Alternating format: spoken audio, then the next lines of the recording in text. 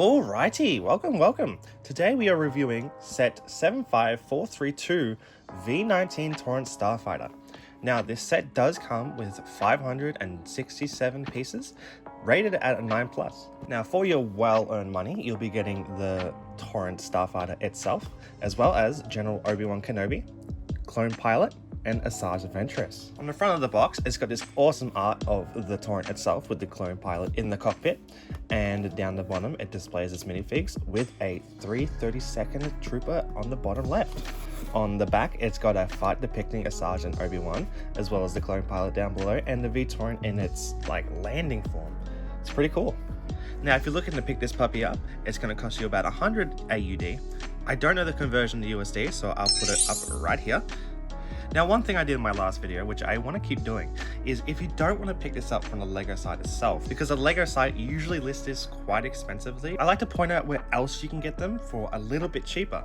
Now, I couldn't find anything about buying this from Kmart. I'm in Australia, so Kmart, Target, Big W, those are the big three other places you can get this stuff from. If you go to Big W, you can get this for 85 Australian dollars, which saves you about 15 bucks. So if that's any help at all, then take that in mind for if you want to pick up this set.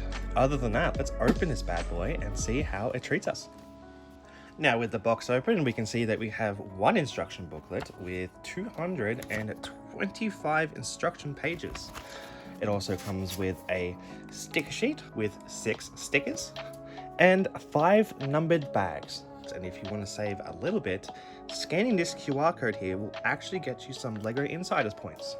Let's open these bags and let's get building.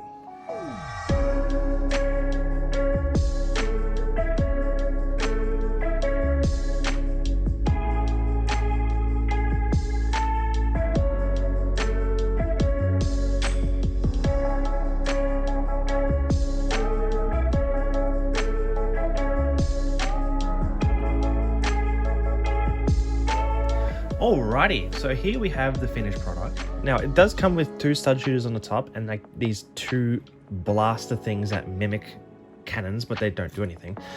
And then the folding function works quite well. I didn't expect it to be like a ball joint on the wings, but all in all, I think it looks good. Now it does fold out into the flying form, although this connection for me doesn't seem the best, but it does hold it well enough that if you do give it a bit of a shake, it's not going to come undone and it's not too hard to detach. Now the set stickers aren't too bad to place. Honestly, these 2 on the front here are the worst ones, as you have to align them properly. But other than that, there's 2 on this side of the wing, here, and 1 on this side of the wing. And then there's also 1 on the little cockpit piece here.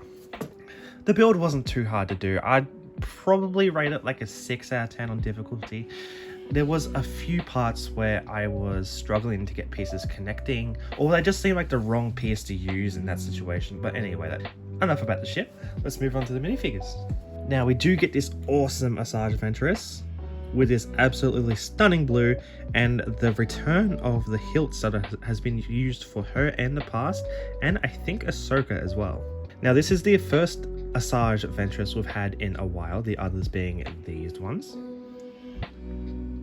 But in comparison to the older figures, I quite like this. I think it's awesome that they did her classic purple, and they did give her back printing and leg printing.